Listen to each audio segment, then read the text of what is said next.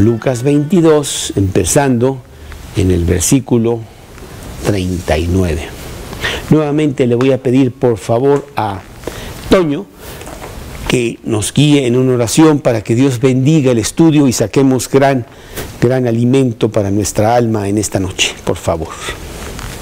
Señor, buenas noches. Te pedimos que nos ilumines en este estudio que nos va a hacer favor de explicar Carlos, que nos bendigas a cada uno de nosotros, que nos perdones nuestras faltas, para que seamos dignos de escuchar tu palabra.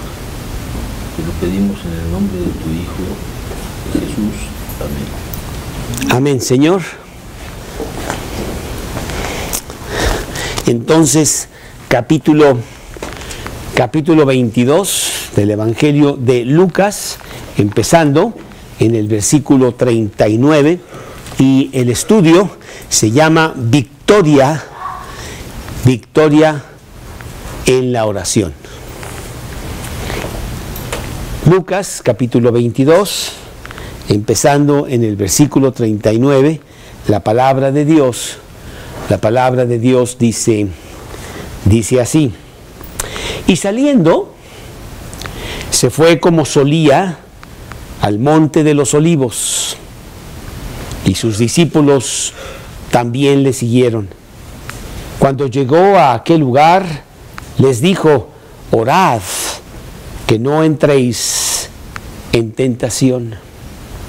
Y él se apartó de ellos a distancia como de un tiro de piedra, y puesto de rodillas, oró, diciendo: Padre, si quieres, pasa de mí esta copa, pero no se haga mi voluntad, sino la tuya. Y se le apareció un ángel del cielo para fortalecerle.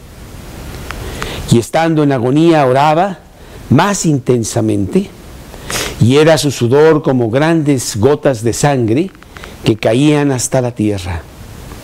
Cuando se levantó de la oración y vino a sus discípulos, los halló durmiendo a causa de la tristeza.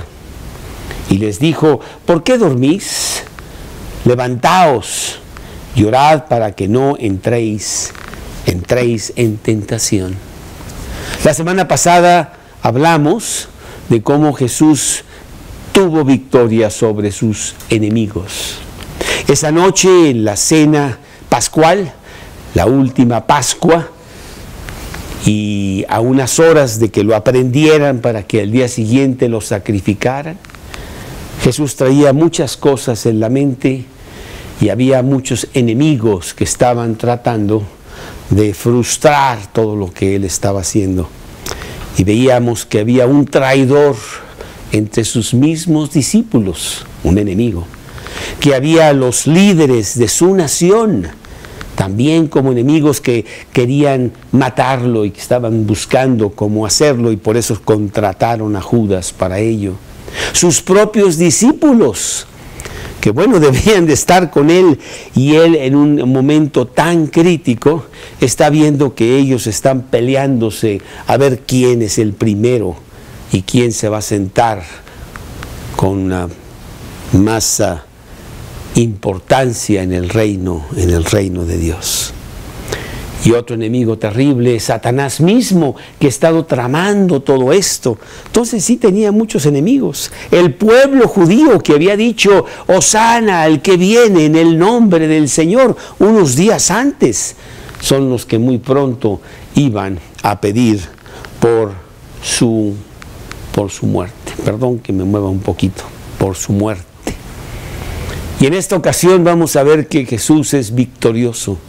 Como decíamos la semana pasada, que Jesús es victorioso sobre los enemigos y quiere que tú tengas esa misma victoria para tu vida. También vamos a ver en este pasaje que hay gran victoria en la oración. A veces la menospreciamos un poco.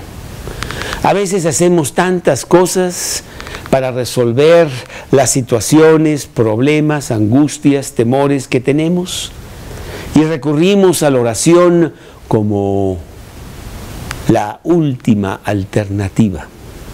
después de haber hecho todo lo demás que ha fracasado. Y realmente la oración debe de ser lo primero que debemos de hacer. Ir a Dios y ponernos con Él en concilio para ver cómo vamos a resolver las cosas que traemos. Este pasaje vemos que es de gran poder a través de la oración. Victoria en la oración. Y la palabra victoria, pues es una palabra realmente muy común para el cristiano. El cristiano es una persona victoriosa. Es una persona que está en victoria. Y ya venció, no porque él sea en sus propias fuerzas muy grande como para vencer, sino venció en Cristo Jesús. Al entender que él no puede, y recorrer a Jesús para que sea su Salvador y su Señor. Y entonces viene victoria. Y hay tantos versículos que hablan de la victoria del cristiano. Por ejemplo, ahí en Romanos 8:37, que ya lo mencionamos la semana pasada. Antes en todas estas cosas somos más que vencedores por medio de aquel que nos amó. O Primera de Corintios capítulo 15, versículo 57. Primera de Corintios 15, 57. Mas gracias sean dadas a Dios, que nos da la victoria por medio de nuestro Señor Jesucristo.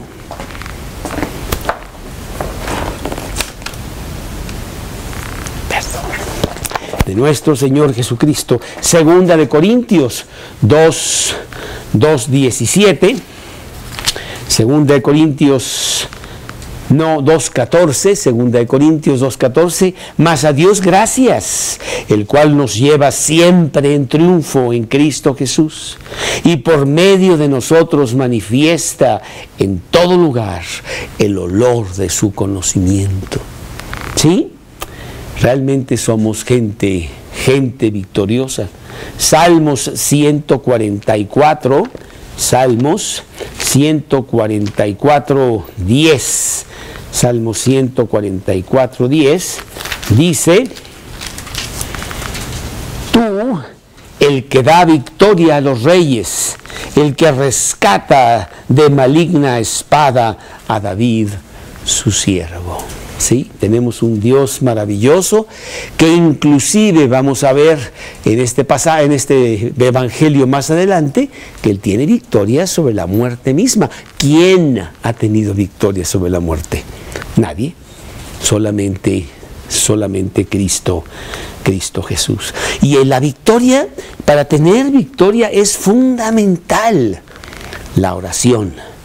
La oración es uno de los ingredientes poderosos para que tú tengas victoria completa. Mateo 26:41, Mateo 26:41 nos dice, aquí en Mateo 26:41, velad y orad para que no entréis en tentación.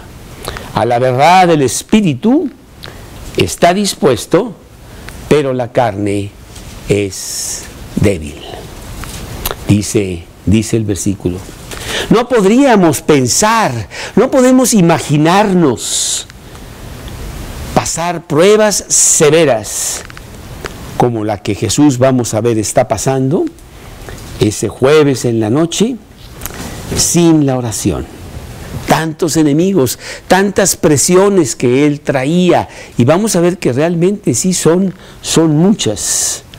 La oración siempre será el recurso único sobre esas pruebas severas que tú puedas tener en tu vida. Porque ese es exactamente lo que hizo Jesús. En medio de toda esta terrible crisis que él, como omnipotente que era, sabía que venía en unas horas, él se pone a orarle al Padre. Y bueno, pues cuántas cosas traía Jesús que lo podrían haber tumbado desde el punto de vista interno. La dureza de Israel.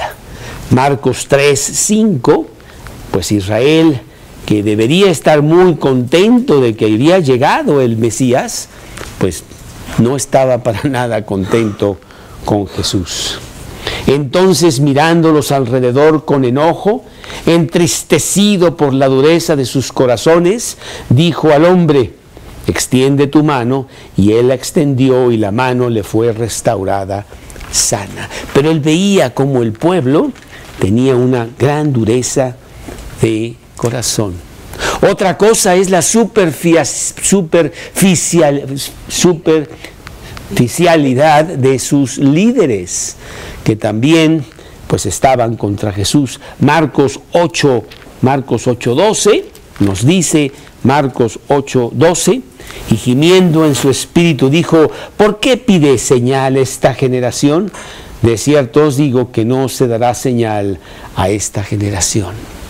Sí, realmente todos estaban en contra de él, cuando debería haber un gran regocijo, porque finalmente llegó el Mesías prometido. La victoria que él tuvo sobre la muerte misma, el ver que la muerte realmente es un gran enemigo para el hombre. En la tumba ahí de Lázaro dice la Biblia que Jesús lloró. Y no lloró por su amigo, que quizá lo quería mucho y podría haber derramado una lágrima o dos por él, sino que lloró por la terrible situación del hombre, de que la muerte sí tiene victoria física sobre el hombre. Juan 11:35 nos dice, Juan 11:35, Jesús lloró. Todas estas cosas. Y ahora sobre la tentación profunda, una tentación que ningún hombre ha pasado, la tendría ya Jesús en esta noche. Hebreos capítulo 5, versículo 7, nos dice, 5:7, y Cristo en los días de su carne, ofreciendo ruegos y súplicas con gran clamor y lágrimas al que le podía librar de la muerte, fue oído a causa de su temor reverente. ¿Sí? Jesús va a tener una noche realmente angustiante, terrible. La agonía sobre todas las cosas y todas estas situaciones que le están pasando a Jesús, la agonía de enfrentar toda la ira de Dios. Nunca en toda la eternidad había habido ninguna discrepancia entre el Padre, el Hijo y el Espíritu Santo. Pero ahora, por esas 3 horas ahí en la cruz pagando Cristo por los pecados del hombre, toda la ira del Padre se derramaría contra Jesús mismo. Y bueno, pues la verdad es de que sería una cosa terrible para Jesús. Si tú piensas que todo lo que le hicieron físicamente a Jesús fue terrible, y lo fue, imagínate el recibir además la ira de su Padre, como si fuera él el más grande pecador de la tierra, porque lo era. Estaba sustituyéndome a mí en el infierno que yo merezco. Marcos 15:34, que dice así, Marcos 15:34, y a la hora 9, Jesús clamó a gran voz diciendo: Eloi, Eloi, lama sabactini. Pues traducido es: Dios mío, ¿por qué me has desamparado? ¿Sí? Realmente ya humanamente llegó al límite. La tentación y lo que le estaba pasando era realmente terrible. La gran batalla de esa tentación estaba por suceder allí, en el Monte de los Olivos, en este lugar que se llamaba Getsemaní, el lugar de las uvas. Satanás tendría su hora, tendría su momento para atacar con todo a Jesús. Satanás quería impedir que Jesús fuera a la cruz. Y veíamos la semana pasada que se contradecía porque al mismo tiempo estaba fascinado porque lo mataran, ¿no? Pero él quería impedir la cruz porque sabía que eso iba a significar la redención del hombre. Ya lo había tentado antes de que se olvidara de los planes de Dios. Cuando lo tentó allá en el desierto, ¿te acuerdas? Allí en Lucas 4. Si tú me adorares, yo te daré todos los reinos porque son míos. ¿Verdad? No solo de pan vivirá el hombre, le dice Jesús. Lo tienta para que no esté sometido a la voluntad de Dios. Y ahora vendría otra tentación, lo intentaría una vez más. Capítulo 22 aquí de Lucas, versículo 53. Y habiendo estado con vosotros cada día en el templo, no extendisteis las manos contra mí, dice Jesús, mas esta es vuestra hora y la hora de la potestad de las tinieblas. Sí, es tu hora, Satanás, ahí es tu momento de lucirte, es tu momento de sacar tu victoria, pero no la vas a poder sacar, porque la victoria será de Jesús. Un intenso conflicto inmenso por el que Jesús tiene que pasar en estos momentos allá en el huerto de Getsemaní, en el monte de los Olivos. Marcos 14, 34. Marcos 14, 34. Y les dijo a los discípulos: mi alma está muy triste hasta la muerte. Quedaos aquí y velad. ¿Sí? La tristeza de Jesús era profunda, dice la Biblia, hasta punto de morir, hasta la muerte. Así estaba Jesús pasando por ese momento terrible que no podemos imaginarnos cómo debió haber sido. Todos nosotros hemos tenido y tendremos muchas tentaciones, pero nunca como lo que pasó Jesús. Tan intenso, un conflicto realmente terrible, del cual Jesús saldría victorioso.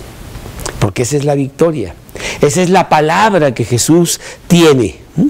Y por eso siempre está montado sobre un caballo blanco, dice Apocalipsis, y salió para ser victorioso.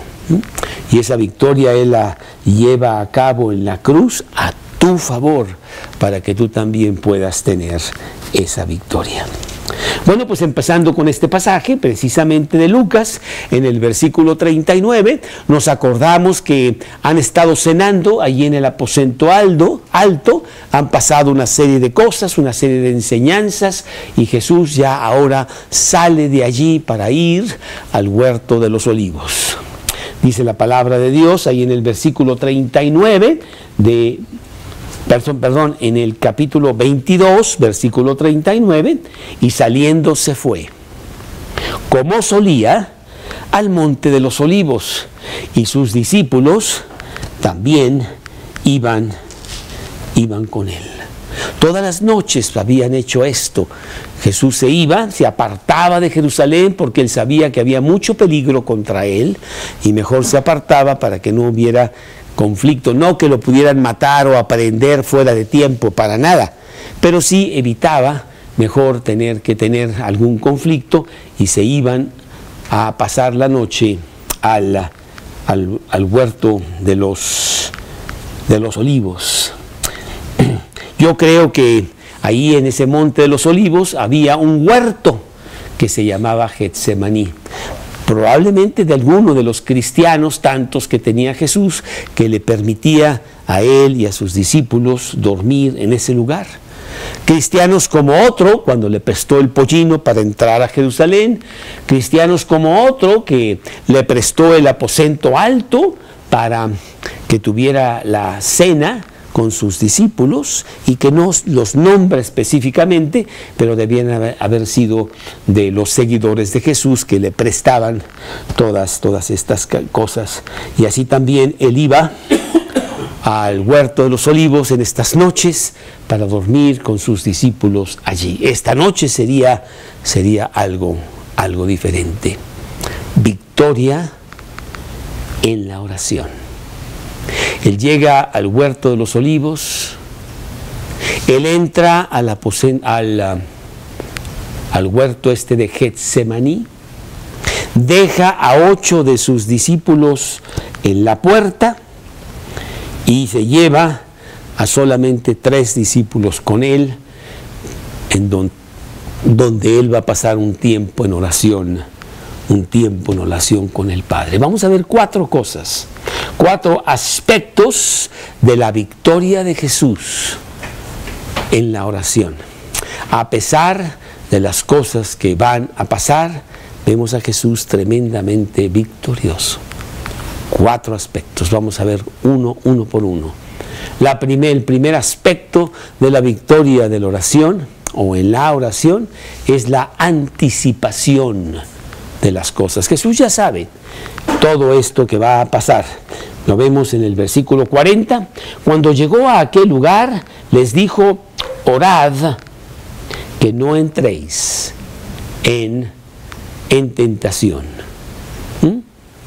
Jesús, durante este conflicto tan grande, antes, durante y después de la tentación, estuvo en oración, que nos recuerda a nosotros que tenemos que hacer lo mismo, que tenemos que utilizar la oración para nuestros conflictos y problemas por los que estemos pasando.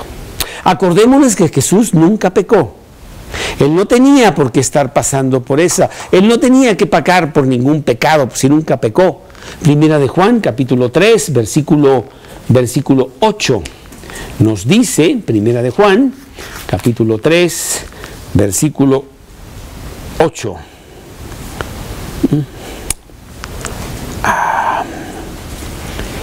El que practica el pecado es del diablo, porque el diablo peca desde el principio. Para esto apareció el Hijo de Dios, para deshacer las obras del diablo. Pero no es el versículo exacto, sino que dice uno atrás o uno adelante. Espérame tantito.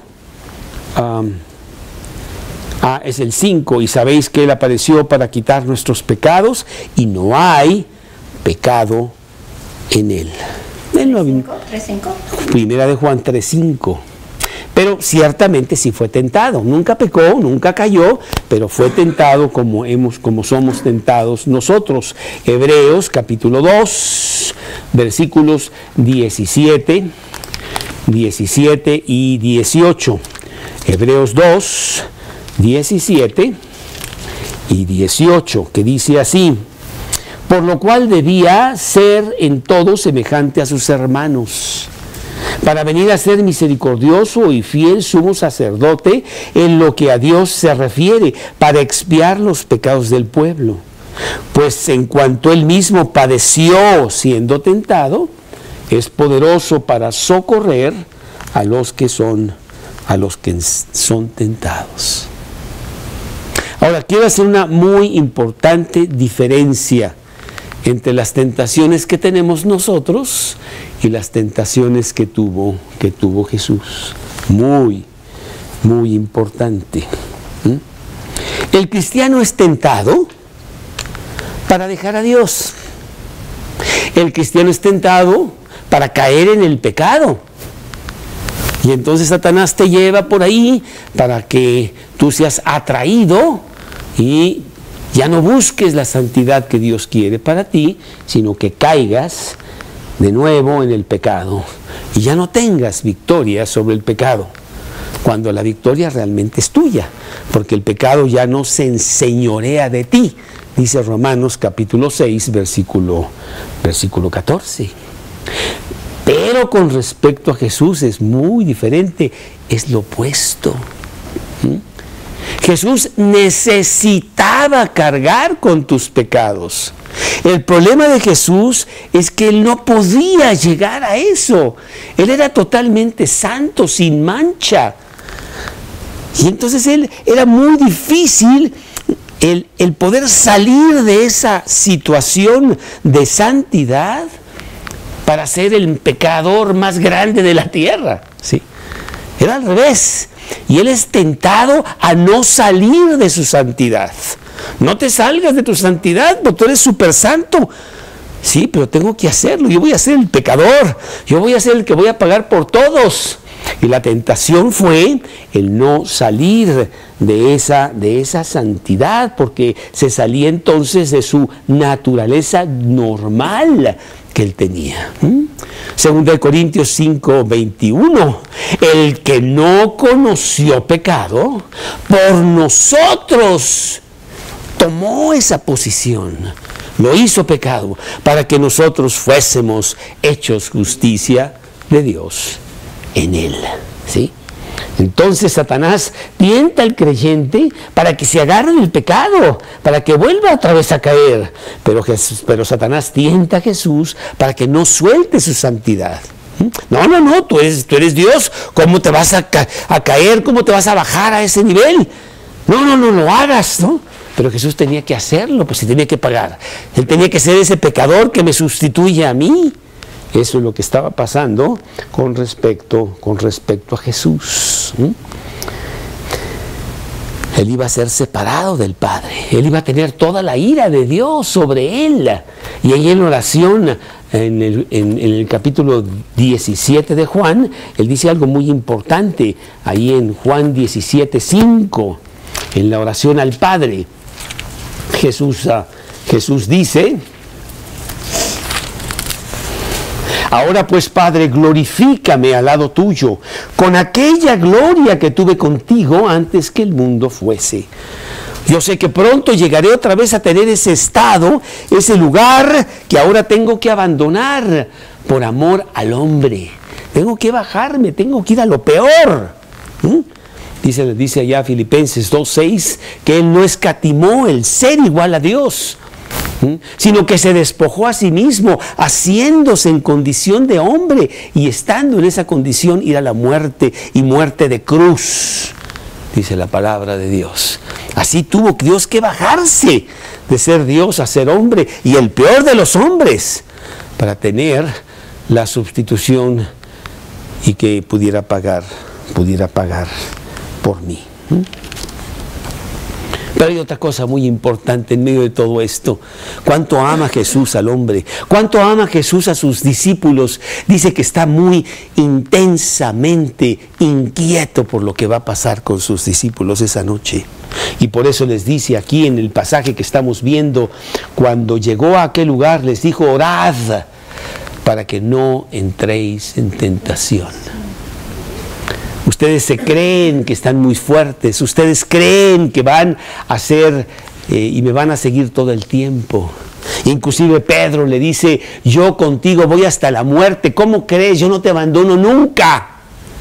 Y ya Jesús le había dicho: esta misma noche me vas a negar 3 veces. Ahí está en el capítulo 22 de Lucas. Aquí lo vamos a ver un poco más, o ya lo vimos en el capítulo 22 de Lucas. Él sabe que los discípulos no van a poder con la tentación, que cuando venga la hora específica todos van a correr. El único que va a tener victoria suficiente es Cristo. Ellos no están preparados para esa victoria todavía. A veces pensamos que nosotros ya podemos tener victoria y somos tan débiles. Lo que tenemos que hacer es agarrarnos de Jesús, porque si lo queremos hacer nosotros, inclusive para impresionar a Jesús como trató de hacerlo Pedro, van a caer estrepitosamente hasta abajo y van a caer en ridículo, porque fue el primero que se negó a Jesús. Él está realmente muy inquieto por sus discípulos En medio de todo esto que le está pasando, Él piensa en ellos. Juan capítulo 13, versículo 1, dice la palabra de Dios en Juan 13, versículo 1. Dice, Juan 13, 1. Antes de la fiesta de la Pascua, sabiendo Jesús que su hora había llegado para que pasase de este mundo al Padre, como había amado a los suyos que estaban en el mundo, los amó hasta el fin. ¿Tú crees que Jesús no te ama a ti? Te ama tanto que está dispuesto a dar su vida por ti. Te ama tanto que está dispuesto a ir al infierno por ti, que es lo que tú mereces, y lo paga Él para que tú no lo tengas que pagar. Y eso es lo que está pasando. Y ahí en el huerto de Getsemaní, Él sabe que los discípulos le van a fallar. Ahora, Jesús ya había orado por ellos. La oración del Padre, la oración de Jesús mismo, de Dios, ya había sido por ellos. Capítulo 22, versículo 32, dice versículo 32 de Lucas 22, yo he rogado por ti, Pedro, para que tu fe no falte. Y una vez vuelto, confirma a tus hermanos. Pero no los exime de su responsabilidad. Ellos mismos también tienen que orar para poder resistir a las tentaciones que ellos van a tener, que es lo que tenemos que hacer cada uno de nosotros. La oración es importantísima en tu posición cristiana, para que tú estés pegado al Padre, agarrado de Él todo el tiempo. Como dijo Jacob cuando estuvo luchando con Dios esa noche, no te suelto hasta que tú me bendigas. No te voy a soltar. Si te suelto, me caigo. Si yo suelto a Dios, me caigo. ¿Y cuántas veces ya me he caído? Muchísimas, por desprenderme un poco de Jesús. No. Y Jesús sabe todo eso, pero también nos pide que nosotros oremos para no caer, sino estar agarrados de Él. Bueno, la lección es muy clara. Si Jesús tuvo que enfrentar la tentación con la oración, y no podría haber salido si no fuera por la intensa oración que Él tuvo, pues cuánto más sus apóstoles, pues cuánto más cada uno de nosotros que pensamos que sí podemos y tú no te pones a orar, pues te va a ir realmente, te va a ir muy mal. ¿Cuántas veces tenemos orgullo, autosuficiencia? A mí no me va a pasar nada, yo puedo ver esa película, yo ya soy maduro, a mí no me afecta, ¿cómo crees? Y es puro veneno que está entrando en tu sistema y después te afecta muchísimo. Pero tú piensas que tú ya estás tan maduro que ya no te afectan las cosas y te afectan muchísimo. Tenemos que estar agarrados de Jesús para poder superar a nuestro orgullo, nuestra autosuficiencia, que son realmente fuertes obstáculos en mi cristianismo. Marcos 14, 31, Marcos 14, 31, que dice así, mas él con mayor insistencia decía, si me fuere necesario morir contigo, no te negaré. Y también todos decían lo mismo. ¿Cuántos crees tú que corrieron cuando vino la aprehensión de Jesús? ¿Uno? ¿Dos? ¿Cuántos? Todos. No quedó uno. Y yo creo que había los que corrían, pero aprendieron rapidísimo a ser corredores de medalla olímpica, ¿no? No querían saber nada porque los iban a agarrar también a ellos. Bueno, pues que no te agarre la tentación sin oración. Que la oración sea una parte fuerte en tu vida diaria, una actividad importante al punto de que estés practicando el versículo de Primera de Tesalonicenses 5:17, que dice: orad sin cesar. Todo el día estamos yo y Dios platicando, hablando, yendo, vamos juntos a las diferentes actividades de las diferentes cosas. Inclusive, ahora en la mañana que puse yo la foto de mi hijo Keylor que llegó a Shanghái, que estaban muertos de tanto viaje y no sé cuánto, yo puse el versículo de 1 Corintios 10:31, y todo lo que hagáis, sea comida o sea bebida o cualquier otra cosa, hacerlo todo para la gloria de Dios. Y alguien respondió, sí, también dormir. Estaban ahí tirados en una banca, todos durmiendo, ¿verdad? De tanto cansancio que traían. Pues sí, todo lo que hagamos debe de ser para la gloria de Dios, y no queremos que la tentación nos agarre sin estar en oración. Número 2, no solamente él anticipaba que todo esto iba a pasar, pero número 2, aflicción. Dice el versículo siguiente, que es el 41, allí en nuestro estudio del pasaje del día de hoy: y él se apartó de ellos a distancia como de un tiro de piedra, y puesto de rodillas,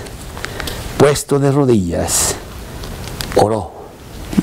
Aquí Lucas no es tan detallista como lo es Mateo y Marcos en la descripción de lo que está pasando aquí. Dice que 2 veces, Mateo 26:39, dice que 2 veces regresó a sus discípulos para que estuvieran con él, para que no se durmieran. Velad y orad, no se me duerman. Es un tiempo muy importante, aunque ustedes todavía no saben todo lo que va a pasar, pero ya se los dije. Mateo 26:39, Mateo 26:39, dice: entonces llegó Jesús con ellos a un lugar que se llamaba Getsemaní, y dijo a sus discípulos: sentaos, entre tanto que yo voy allí y oro. Y tomando a Pedro y a 2 de los hijos de Zebedeo, comenzó a entristecerse y angustiarse en gran manera. Entonces Jesús les dijo: mi alma está muy triste hasta la muerte, quedaos aquí y velad conmigo. Y yendo un poco adelante, se postró sobre su rostro, orando y diciendo: Padre mío, si es posible, pase de mí esta copa. Y dice el 40, y vino luego sus discípulos. El 42, y otra vez fue y oró por segunda vez, y vino otra vez a sus discípulos. Versículo 43. Constantemente vino a ellos, necesitaba la compañía, porque no solamente del Padre, pero sí también ayudarlos a ellos. Tenía una gran aflicción por las cosas que estaban por suceder. Él se arrodilla, tiene una gran aflicción, se arrodilla para pedirle al Padre por lo que va a pasar. Dice la Biblia que está en intensa agonía. Bueno, pues el varón de dolores, que así lo llaman a Jesús, conforme a Isaías 53:3, está en su máxima prueba en este momento. Y vaya que había muchas cosas que lo afligían: una nación que lo había rechazado, una traición de uno de sus discípulos, diferencias tontas entre los discípulos que él tenía, un repudio y negación de Pedro, una injusticia del hombre, de gran corrupción, de calumnia, de crueldad que vendría contra él, cuando él había nada más hablado de amor y había hecho muchísimos milagros en el pueblo para decir que él era el Mesías. Y lo van a tratar realmente muy cruelmente en las siguientes horas. Y sobre todo esto, pues ya dijimos, la ira del Padre sobre él. Una profunda batalla que va a experimentar para después tener triunfo y victoria. Y eso es lo que pasa contigo cuando las pruebas terribles vienen, que te pones a orar y pides a Dios, y finalmente experimentas después el triunfo y la victoria, porque vienes desde allá abajo. En estos momentos tenemos a Tere aquí en nuestra casa, que salió hoy porque, bueno, sí se le detectó ya un tumor, y pues parece que mañana o pasado la van a tener que operar para ver qué hay con ese tumor. Y bueno, pues es una prueba severa, porque puede ser que sea cáncer, y entonces trae una serie de problemas y cuánto para esta mujer, que Dios, como hija que ella es de Dios, como cristiana, pues Dios sabe por qué lo está haciendo así con ella. Tremenda prueba, pero ella está en oración, sabiendo que el triunfo y la victoria viene porque Jesús se lo está se lo está permitiendo. Tú quieres tener un gran triunfo, una gran victoria, pues viene de una gran aflicción después para que sea realmente esa gran victoria. Número 3, sumisión, anticipación, aflicción, sumisión. Qué importante es que nosotros nos sometamos a la voluntad de Dios. No importa cuál sea, no importa lo que esté pasando, no importa que Dios te lleve por aquí o te lleve por allá. Si tú vas conmigo, Dios, yo voy a donde sea, aunque no necesariamente me puede gustar ese camino, creo yo. Pero si vas tú, yo quiero acatar tu voluntad. Lo vemos en el versículo 42 de este pasaje, en donde Jesús dice: Padre, si quieres, pasa de mí esta copa, pero no se haga mi voluntad, no se haga mi voluntad, sino la tuya. Y bueno, la meta de todo creyente es hacer la voluntad de Dios. Yo quiero estar en el centro de la voluntad de Dios. No sé si sepas que todo huracán tiene el ojo del huracán. Ahí en medio, en donde el huracán está terrible allá afuera, pero en el ojo del huracán hay una paz completa, absoluta. Y tú quieres estar ahí en el ojo del huracán y todo el huracán y toda la tempestad por todos lados, pero tú estás en medio. No te salgas de ahí, te sales tantito y te lleva el huracán, ¿no? Yo quiero estar en el centro de la voluntad de Dios. Lo que tú digas, Dios, si quieres que me vaya por allá o para atrás, soltero, casado, con salud, sin salud, lo que tú quieras, Dios, pero que tú estés conmigo. Y entonces yo puedo con cualquier cosa. Y lo vemos principalmente en la vida, lo que está pasando Jesús en este momento. Inclusive Marcos 14:36 nos dice cómo llama Jesús a su Padre en este momento. Marcos 14:36 dice, y decía: Abba, Padre, todas las cosas son posibles para ti. Aparta de mí esta copa, mas no lo que yo quiero, sino lo que tú. Bueno, ningún judío le hablaba a Dios como Padre. Pero Jesús no solamente le hablaba como Padre. ¿Sabes lo que quiere decir Abba? Es un término de gran cariño, como decir papacito, como decir cariño mío, como lo máximo, ¿no? Y así le está hablando Jesús a su Padre en estos momentos, que como hombre quiere que quizá le pueda no hacer pasar por esta prueba tan grande que va a pasar. Revela la gran intensidad de la suplicación de Jesús. Y bueno, la palabra copa se asocia mucho con juicio. La copa de ira, la copa de juicio. En Apocalipsis hay 7 copas de ira que vendrán sobre el mundo y todas son de juicio.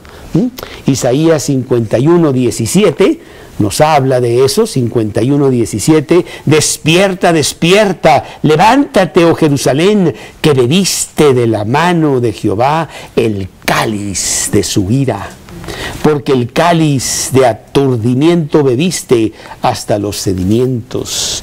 Oh Jeremías 25:15, Jeremías 25:15, que nos dice, Jeremías 25:15, porque así dijo Jehová Dios de Israel: toma de mi mano la copa del vino de este furor, y da a beber de él a todas las naciones a las cuales yo te envío, y beberán y temblarán y enloquecerán a causa de la espada que yo envío entre ellas.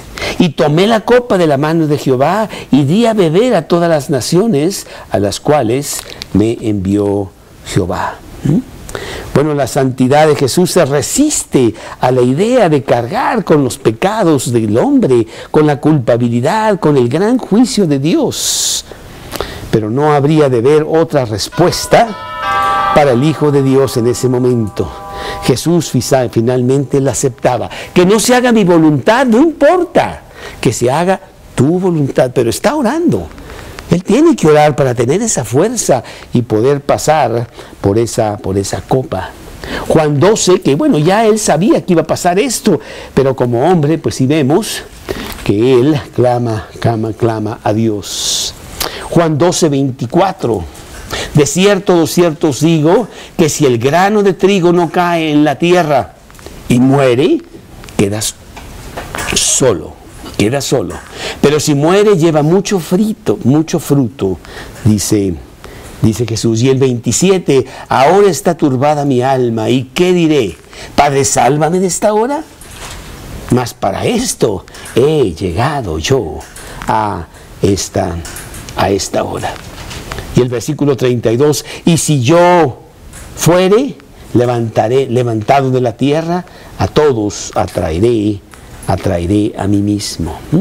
Él finalmente se sometía totalmente a la voluntad del Padre. Y eso es lo que tenemos que hacer nosotros. Dios, lo que tú quieras.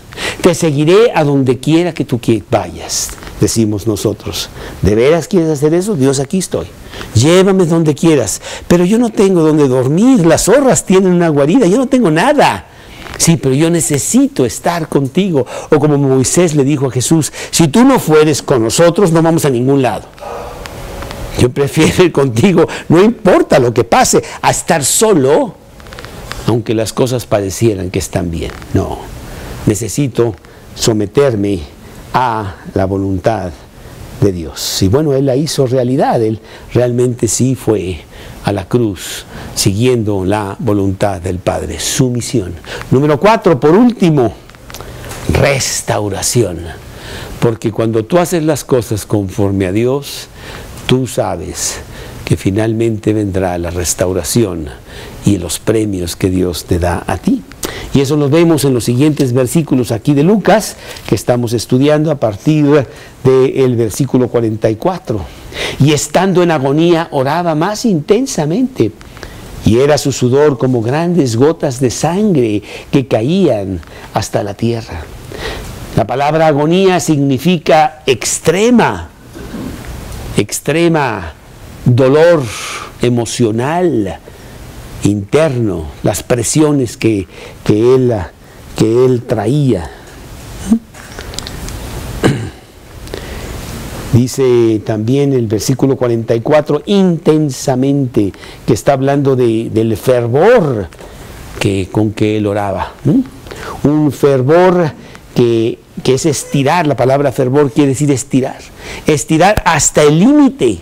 Ya se va a romper la liga porque se estira y se estira y se estira, y eso es lo que estaba pasando. Tanto que estaba a punto de romperse porque físicamente él empezó a sudar sangre. Cuando las pequeñas venas que están muy cerca de la piel se rompen y entonces los poros se abren y empieza con el sudor a salir sangre misma. Y si tu mamá hubiera estado por aquí, pues ella sabe cómo se llama eso, que se llama hematidrosis, que es empezar a sudar sangre en una intensa sufrimiento interno que Jesús está teniendo en esos momentos. Marcos 14, 34, Marcos 14, 34, que dice así: y les dijo, mi alma está muy triste hasta la muerte. ¿Sí? Eso es lo que estaba pasando Jesús en ese momento. Y regresando a nuestro pasaje, dice el siguiente versículo 45, cuando se levantó de la oración y vino a sus discípulos, los halló durmiendo a causa de su tristeza. Espérame, entonces no estaban durmiendo a causa del cansancio, no estaban durmiendo porque comieron mucho en la cena y pues les vino la situación que tenían que dormir. No, dice que estaban durmiendo a causa de la tristeza. Jesús les había dicho que los iba a abandonar. Ellos, se les cayó su mundo. De repente, pues, ¿qué pasó? Yo te he seguido a ti, Jesús. Pues, he dejado las barcas, dejamos todo para seguirte a ti. Y nos estás diciendo esto. Les causa sueño, tanta tristeza. tanta desilusión de que Jesús ya no va a estar ahí con ellos por un tiempo. Y versículo 46, ¿por qué dormís? Levantaos y orad para que no entréis en tentación. Jesús finalmente va a tener victoria. A partir de ese momento hay un Jesús victorioso que se enfrenta a Judas y a toda la turba que viene contra él. ¿A quién buscáis? ¿Por qué no me prendisteis cuando yo estaba en el templo? Ahí estaba todos los días, ¿no? Y cuando finalmente Pedro saca una espada para defender a Jesús, le dice, basta, ya no lo hagas, está todo bien. Una victoria. Y la gente, dice la Biblia que la turba se cae, nada más con el aliento de Jesús. Hay victoria total. Hay aplomo, hay calma, hay fuerza en Jesús. Mientras que en los discípulos hay derrota total. Por ahora.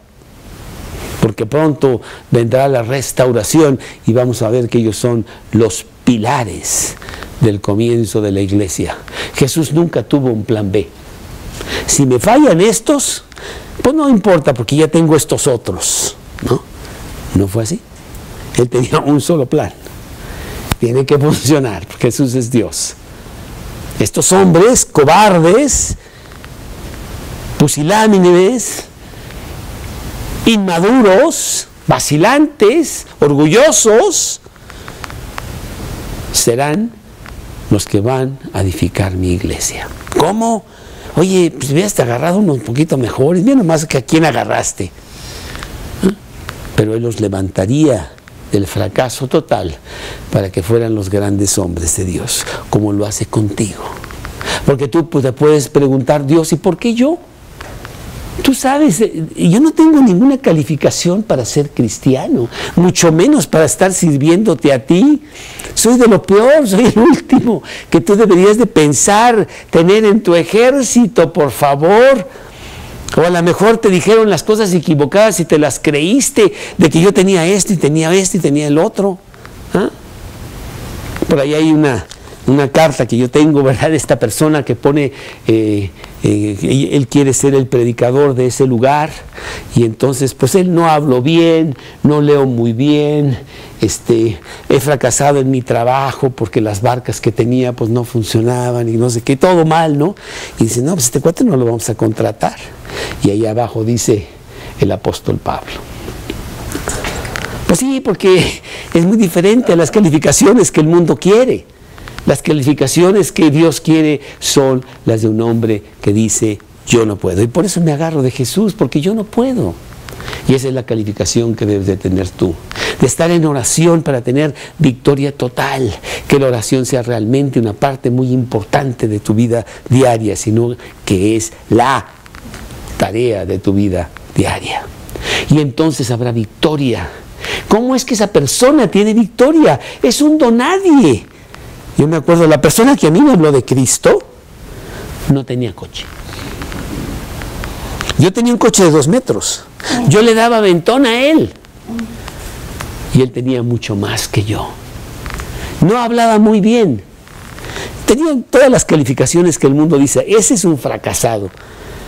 Pero él tenía una gran victoria porque estaba agarrado de Cristo. Y él me enseñó lo que quería decir eso. Para después yo mismo venir a Cristo. Y eso es lo que tú tienes que hacer, saber que tú no puedes, porque cuando eres débil, entonces eres fuerte, dice el versículo de 2 Corintios capítulo 12. Gozarte en tus debilidades para que repose sobre ti el poder de Cristo. Victoria, esa es la vida del cristiano. Victoria en Cristo, no en ti mismo. Así es que agárrate y además sal a la calle para decir a los demás. Tú sabes lo que un cristiano puede hacer. Tú sabes lo que el cristiano tiene en el mundo. Victoria total. Esta es la victoria que ha vencido al mundo. Dice el versículo de 1 de Juan 5. Nuestra fe. Jesús dice en Juan 16, 33.